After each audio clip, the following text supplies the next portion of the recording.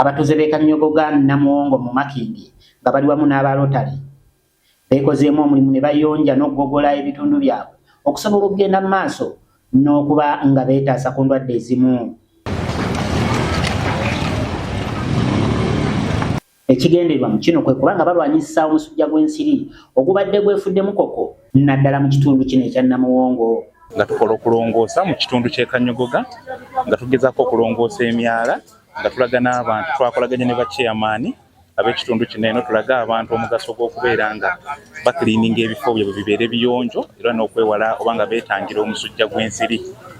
Era n'olwekyo tukwataganyiza n'abantu b'omu kitundu ne bannaffe aba Rotaract ng'ekitongole ekyasobodde okuba nga kikulira olukuŋŋaana lunene olw'okubeera nga tulongoosa ebifo binene wammanga. I'm joining the people of Kanyogoga in the fight against malaria. It is very simple. We are hoping that what we are doing, the people around us are also going to learn. Very small things like clearing stagnant water and allowing the water to flow can make a very big impact in the fight against malaria.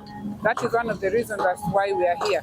Okusinziira akulembeze mu kitundu kino baagala okuba ng'abantu tebakyakwatibwa musujja gwa nsiri oluvannyuma lw'okuba nga bagogodde.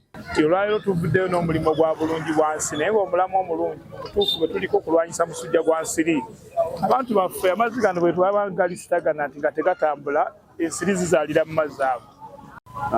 Leero tukoze clean-up n'ekitongole kya IHK kimanyi Sikeya ne Rotary Club Muyenga ezo tuyambako mu komite yaffe okulaba nga tutereeza ekitundu kyaffe. Omugaso gwa kino ekitundu tugezaako okulwanyisa ensiri ezireta malaria mu community. Tulwanyisa obulwadde bwa malaria kubanga bungi mu community yaffe.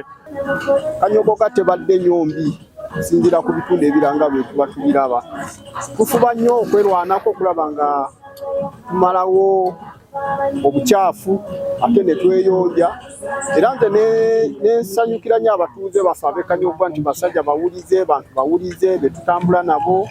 Eyeyagaliza entebe y'obwammeeya 2026 ya Senior Omar Mugomolwene eya Makindye agamba nti kino bakikoze okwongera okumanyisa abantu nti basaanidde okubeera mu bitundu nga biyonjo. Tubadde na exercise e Kanyogoga Namuwongo okugogola emyala gyeyo okulwanisa malaria, ensiri, obukyafu, typhoid. Era nebaza ebibiina byonna byatuyambye IHK ne Rotary Muyenga n'abatuuze n'abakulembeze n'ekyamani w'ekitundu Sande Masengere. Namuwongo kye kimu ku bifo ebiri mu Kampala ekyomugotteko era nga mulimu abantu bangi era nga buli kuba weetonya ebatawaanya nnyo naddala ku kyamataba n'emyala.